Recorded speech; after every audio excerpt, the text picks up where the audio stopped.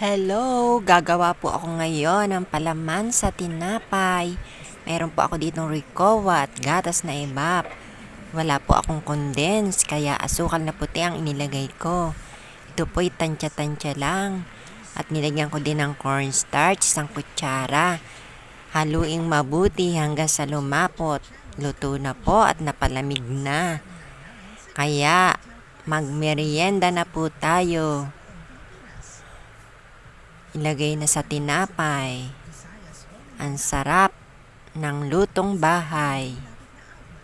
Tayo na pong magmerienda. Ayan, ilagay nating mabuti sa tinapay.